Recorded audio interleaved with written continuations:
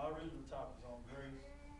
Got a lot to talk about on grace, but I was also given baking soda a few minutes ago, so I'm gonna hook you up with that too. Okay. So what I did, I went into my phone, figured out what baking soda does in the cake because I don't know.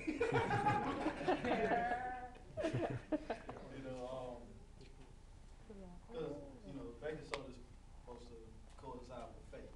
Okay, so I had to figure out what baking soda is because I know what faith is. Like most men that spoke tonight, they didn't really know what the ingredient did in the cake. Cause man don't be baking like that. So I had to look it up. Okay, Google, and it said baking soda is used in a cake to balance the pH and make the liquid form turn into like a foamy form. Okay, so okay. I was gonna understand how you was going on the liquid. How it's crumbling and got liquid. Well, it turns into whenever you add baking soda to it, it builds up the liquid form so that the cake can rise. With faith, the only way that we are connected with Christ and what He done for us is with the faith in Him. So we have faith in Him, we can grow in Him. Okay, I had the scripture go with that. Thank you, I kind of got it. Okay, book of grace. Got a lot of it. I'm just gonna go on. Grace, when I got the topic, like Mike said, I was like, how is grace and a pan gonna mix? So I just kind of waited for a little while. And a little while turned into like 2 weeks and I had nothing written. So I was like, okay, maybe I need to try to figure out the importance of the pain. Figure out what the importance of the pain. I ain't really want to Google it, I just kind of thought about it. Okay, and when you think about a pan, how's the pan shaped? Like your cake's going, right? It protects the heat, it protects the cake from getting burnt or falling into the oven, you know what I mean? And it helps, like it got walls on the side, so it helps the cake to rise. So I'm like, okay, it promotes the growth of the cake as it rises. So with grace, I kind of thought about it. I was like, oh man, I was listening to Joseph Prince. He was preaching on TV one night, and he said something that kind of blew my mind, and it was about growing in grace. And Elder Hill, she said it was that quote. It was 2 Peter 2. I think chapter 1. Let me find it real quick. I have a marker here when the sun's kind of changing up. But it says, Second Peter chapter 1 verse 5 on to 9. Okay, it says, and besides this, give all diligence. Add to your faith virtue, and the virtue of knowledge, and the knowledge temperance, and temperance patience, and the patience godliness, and the godliness brotherly kindness, and brotherly kindness charity, which is love. And for these things be you in abound, and make you that you shall never be barren nor unfruitful in the knowledge of the Lord. Verse 2,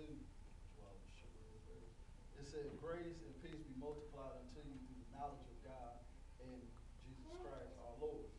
All right, with grace, you got to understand what grace is. Grace just isn't, go ahead, I'm going to give you a pass.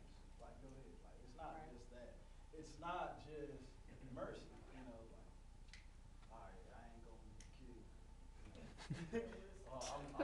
I know you need $10, so here goes $10. It's not just that. But grace is like you gotta think outside of humans because with God, He's so much bigger than all of us. It's mind blowing. So with grace, He loves us so much that He will make a way out of nowhere. He multiplies favor. He multiplies the help that He put for jacked up several times and he destroyed it. You know, Noah with the flood, you know, it's gonna happen again with fire, the Revelation. But with the wickedness of man and throughout the time, there's always a falling away. There's always a falling away. There's always a time when people stop thinking about God and start thinking about self. And all this time, God made a plan for all that. That was Jesus. The sacrifice that Jesus did on the cross was the biggest show of grace to man. His grace set us up so that we can have salvation, church, fellowship, on and on and on. You know, his grace, his love for us, he set a plan aside for us from the beginning, which was Jesus, which is Jesus. Just the Word of God, the recipe. You know, the recipe book, the Word of God. It's Jesus, it's God's grace on us. He puts these things here for us so that we can grow as the cake grows in the pan while it's cooking. You know what I mean? It's God's care for us. You know, you could say grace is the pan. You could say grace is the oven. You could say grace is the person that's making the cake. Because grace is truly God's grace, not man's grace. I could say, you know, hey, I'm looking out for you, cuz. You know? But I'm going to come short somewhere, you know. I can say, you know, I'm looking out for you, I got you. You know, you need me to speak, I got you. But I had to work. Still made it, you know. But God's grace. You know, we got to understand that God's grace for every ingredient is Jesus.